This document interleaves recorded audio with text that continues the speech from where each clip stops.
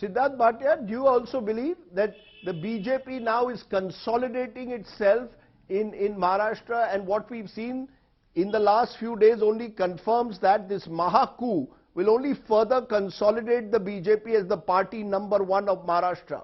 The opposition is splintered. Shiv Sena splintered, Sharad Pawar marginalized, we'll come to him in a moment, and the Congress virtually non-existent now, or a smaller player. Rajdeep, in a perfect world, the BJP would like to finish off the Shiv Sena, because the Shiv Sena continues to stand as one bastion, as one bloc that has the Marathi Manus as well as the Hindutva vote.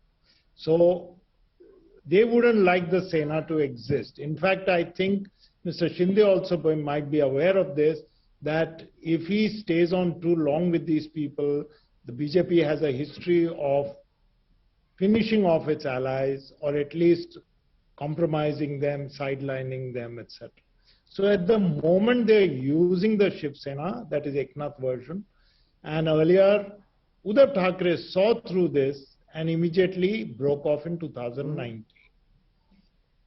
Personally, I think in Maharashtra, the BJP has a lot of disadvantages going for it.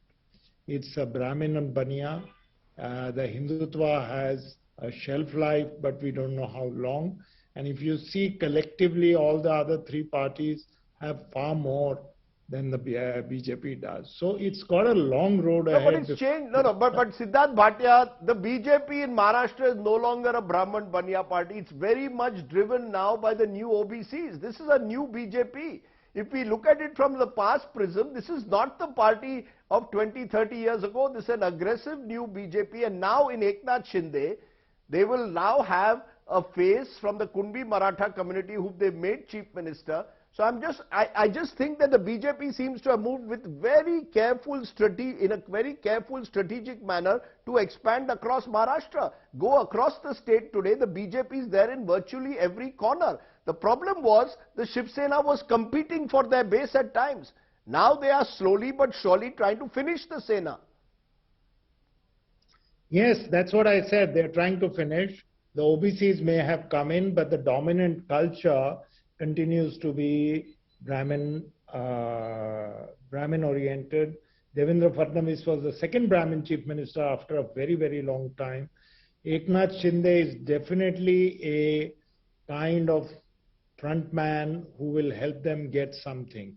But any Shiv Sena has to be aware that it will not last too long, because the BJP wants to be the more or less the only player. You're going to come to NCP any moment. Okay, that's... Yeah, 1 second. Let me just finish. You're saying the BJP wants to be... You're saying the BJP wants to be the only player. Rajat Sethi, is that the BJP wants to finish regional parties? The BJP goes into a state, often in alliance with a regional party, but over time the aim is, how do we finish the regional party and thereby grow at their expense? It's happening in Bihar, some would say, with the JDU. And it's now possibly going to happen in Maharashtra with the Shiv Sena. Use the regional party to expand and then finish it, strike at the right time. Do you agree that that is the BJP strategy in Maharashtra? See, I was just hearing Bhatia ji speak, and I was shocked at the level of assessment that he is trying to do. If he believes that a hegemonic political party that BJP has now become is still banking upon caste politics, I am sorry to say that's a patently wrong sort of an assessment. And this is a very old school assessment. You know, this caste dynamics, bracketing BJP into Brahman Bania party, this used to happen 20 years ago. So our analysts that when we are preparing for such discussions, we should be aware that today's electorate, 70% is under the age of 30. Do they relate with these old age issues? Right now, Hindutva is the mainstream political agenda of this nation. And Rajdeep ji, you would concur with this. Hindutva, which was a pariah ideology, nobody wanted to discuss this in the elite circles of Latvians. Everybody, including you, are now forced to discuss this. The whole state government is actually toppled because of the core Hindutva issue. And by the way, let me tell you, these MLAs are not, living in their ivory towers. They have to go out and meet their electorates on a daily basis. It's not about work. Eknath Shinde was already a very powerful minister. He was a PWD minister.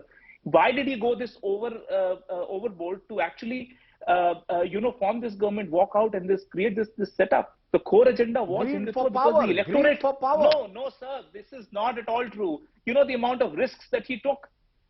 Fine, later on 50 MLAs are with him, but he started with barely 6 to 12 MLAs.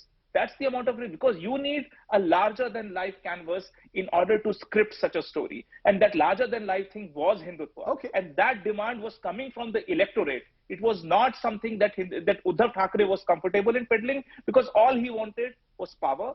He sustained for 2.5 years, but the pulls and pressures that so many MLAs actually faced, knowing very well that they could all be disqualified, they still went ahead because they realized that they have to go back to these electorates, ask for votes. And on what grounds will they ask when they have compromised on the fundamental basic ideology, basic existential ideology of the Shiv Sena?